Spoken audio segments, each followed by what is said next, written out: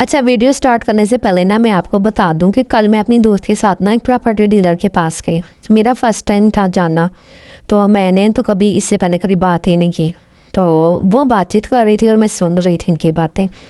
तो वो इतना तेज, इतना शातिर था ना कि वो बस सवाल पे सवाल, सवाल पे सवाल किए जा रहा था। और मेरी जो दोस्त थी ना, वो अपनी सारी बातें डिस्क्लोज करती जा रही थी, और जो कि मुझे खुद बड़ा अजीब लग रहा था। मैंने ऐसे कहा भी आंखों आंखों में कि इतना सब कुछ मत बताओ, तुमने मकान जस्ट किराए पे लेना है तो इतनी सारी बातें बताने की क्या ज़रूरत है। लेकिन वो, आपको पता है, जब इन लोगों के पास जाओ तो वो सबसे पहले ये पूछते हैं कि आपके पास कितने पैसे हैं, कितने, यानी कि आपके पास अमाउंट है। अगर आपने प्लाट ख़रीदना है, मकान किराए पे लेना है, तो मैं तो ये समझती हूँ कि जब हम मकान ख़रीदें या मकान किराए पर लें तो कुछ बातों का ख्याल रखना चाहिए। तो जो खुद मैं अपने ज़हन में सोच रही थी, और मैं सोचा भी करती हूँ कि इसी तरह हम बातचीत करनी चाहिए। तो आज मैं आपके साथ वो शेयर करूँगी आगे जाके वीडियो में नेक्स्ट। और ये जो वीडियो आप देख रहे हैं ना, ये हैक्स है मेरे। ये हैक्स जो है ये मैं दूसरे चैनल पर बनाती हूँ, मतलब RK है कि आप उसको विज़िट करें तो आपको ये सारे हैक्स जो है ना ज़िंदगी से रिलेटेड आसान से मिल जाएंगे। तो चलिए वीडियो स्टार्ट करते हैं हम अपनी। बिस्मिल्लाहिर्रहमानिर्रहीम, अस्सलाम वालेकुम। होपफुली आप लोग ठीक ठाक होंगे। तो आप लोग जो है, उम्मीद है कि बहुत मज़े में लाइफ गुजार रहे होंगे और बहुत अच्छा फील कर रहे होंगे। और अगर अल्लाह ताला कोई परेशानी या किसी इसमें मुब्तला है तो अल्लाह पाक उसको दूर करे, आपके लिए आसानियाँ पैदा करे। तो चलिए आज मैं आपको बता रही हूँ कि अगर आप प्रॉपर्टी डीलर से मिलें तो आपने कितनी चालाकी से, कितनी होशियारी से मिलना है और किन किन बातों का ख्याल रखना है।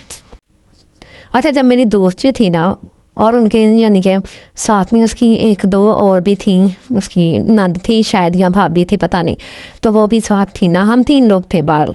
तो वो ना प्रॉपर्टी डीलर के पास गए। प्रॉपर्टी डीलर तो जो होती है ना, हमें उनका इंटरव्यू लेना चाहिए, कि उनसे पूछना चाहिए कि आप कहाँ पे घर सेल कर रहे हैं, कहाँ पे वो किराए पे दे रहे हैं। उल्टा हम अपना इंटरव्यू दे के आ जाते हैं, अपना बायोडाटा बता के आ जाते हैं कि जी, वो सबसे पहला जो अहम सवाल करता है ना, वो यही ज़ाती सा, जो कि हम आम हालात में किसी को बताना पसंद भी नहीं करते।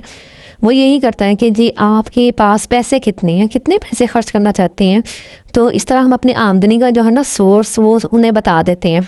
तो वो फिर मुंह मांगी उसके हिसाब से ना किराया भी बताता है हमें। और अगर प्लॉट वगैरह या उसका मामला हो प्रॉपर्टी का, तो वो उसके हिसाब से उतने ही लाखों रुपए ऊपर बताते हैं। हमारा क्राइटेरिया चेक करते रहते हैं बातों बातों में।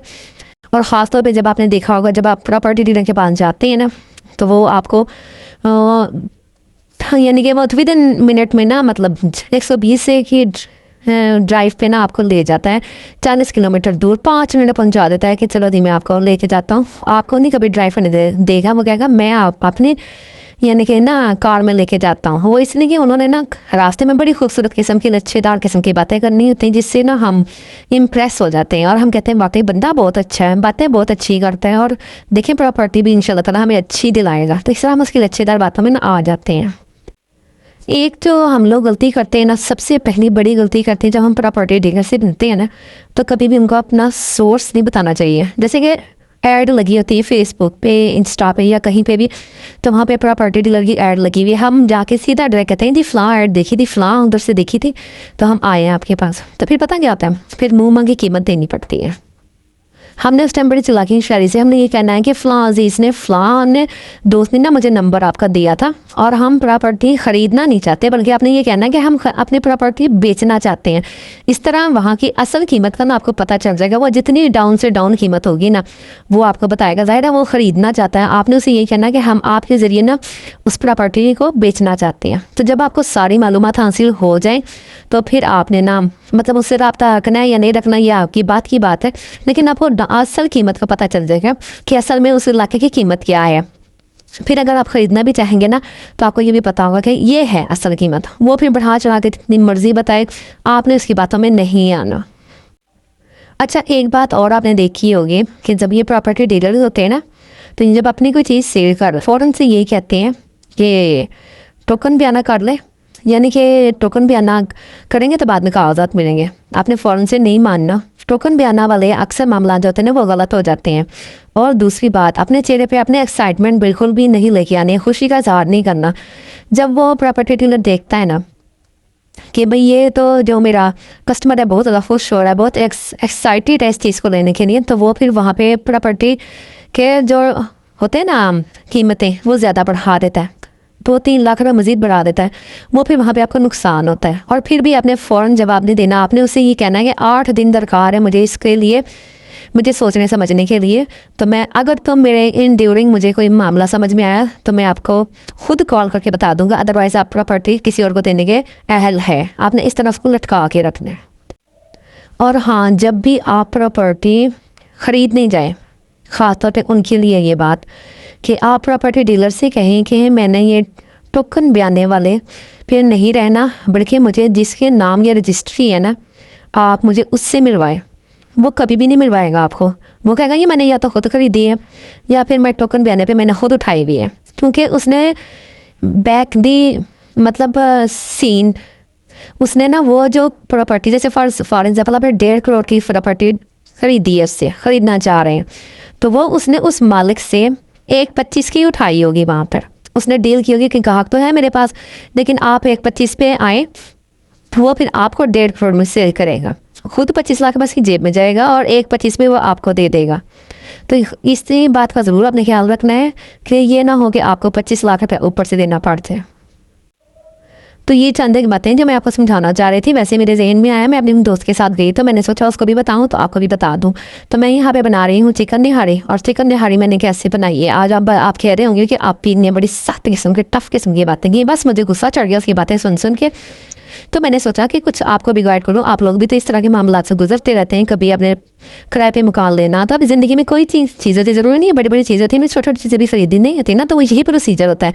लोग पीछे से यही चाल चल रहे होते हैं, लेकिन हमने अपनी समझदारी से, अपनी उससे ना अक्लमंदी से ये इन मामला को सुलझाना होता है। तो मैं यहाँ पर बना रही हूँ चिकन निहारी। तो बहुत दिल चाह रहा था काफ़ी दिनों से। तो बस मैंने क्या किया, मैंने सिर्फ प्याज, लहसुन, अदरक, टमाटर नहीं डाला था, बल्कि दही डाला था इसमें।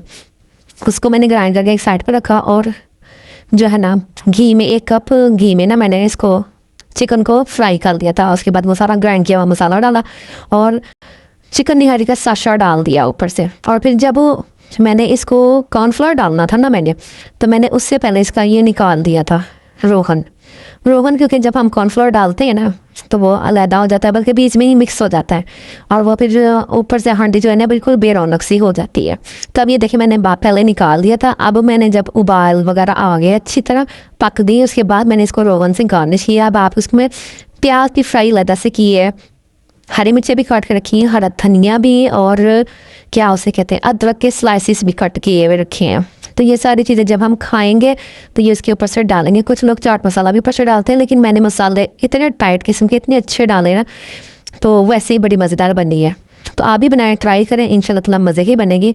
तो होपफुली आपको आज की वीडियो अच्छी लगी होगी, पॉइंट्स भी अच्छे लगे होंगे। तो अगर अच्छे लगे हैं तो आप अपने घर वालों के साथ ज़रूर शेयर करें, अगर आप प्रॉपर्टी वगैरह लेने जा रहे हैं तो इंशाल्लाह ताला फिर मिलते हैं अच्छी सी वीडियो के साथ। तो आपने मेरे चैनल को जाते थे ज़रूर सब्सक्राइब करना है, बेल आइकन ज़रूर प्रेस करना और कमेंट करके ज़रूर बताना है कि आपको ये इन्फॉर्मेशन पहले थी या नहीं थी। तो आप ये अक्लमंदी किसी जो प्रॉपर्टी ले रहा था उसको भी दे सकते हैं, अपने हस्बैंड को समझा सकते हैं, या हस्बैंड है तो वो अपनी वाइफ को समझा सकते हैं। तो चलें जी, चैनल को जल्दी से सब्सक्राइब कर लें और मुझे बताइएगा ज़रूर आप कहाँ से देख रहे हैं। अल्लाह हाफिज़।